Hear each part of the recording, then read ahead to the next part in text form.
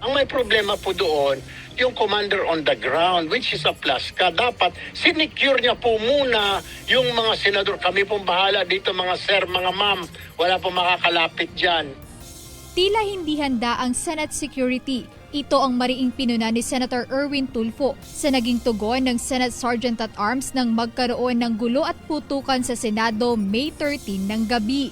Ayon kay Senator Tulfo, may pananagutan si Suspended Acting Sergeant at Arms Retired Police Major General Mau Aplaska sa nangyari dahil siya ang ground commander ng panahong iyon.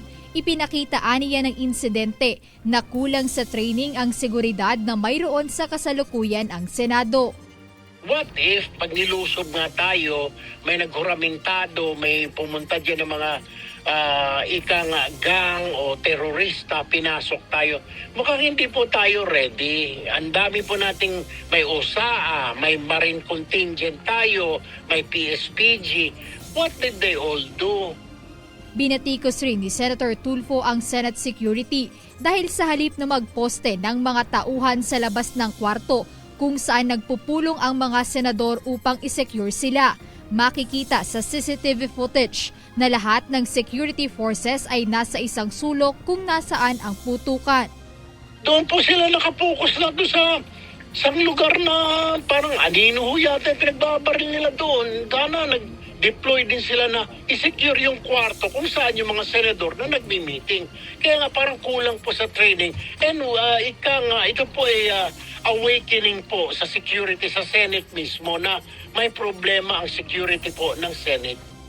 Sakaling magkakaroon man ang Senado ng investigasyon kaugnay rito, nais niyang mabigyang linaw kung bakit wala man lang inilagay na tauhan ang OSAA para magbantay sa mga senador. Dapat yun ang gusto nating malaman. Pag nagkaroon na po ng investigation na sa hall, tatanungin ko siya, Aplaska, saan? Bakit di ka naglagay ng tao dito? Ang dami-dami mong tao, wala ka man na pinosti. Paano nga pala kung talagang totoo, mga terorista ang pumasok, mga ikang sindikato, nilusob ang Senate, di maprotektuhan yung mga senador. Eh, ang dami pa ng mga senador dyan matatapang, yung mga bunganga namin na pag bumatikos, baka naman maubos kami riyan.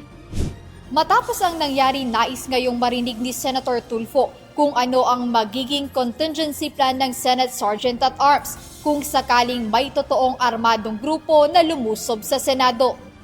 Sa kasalukuyan, ayon kay Senator Tulfo, ay walang partikular na protocol o manual ang Senado para sa mga sitwasyong may bakbakan o gyera, maliban na lang aniya sa earthquake at fire drills. Jed Neresina, UNTV News and Rescue. Diyos ang aming sandigan, serbisyo publiko ang aming pinahahalagahan.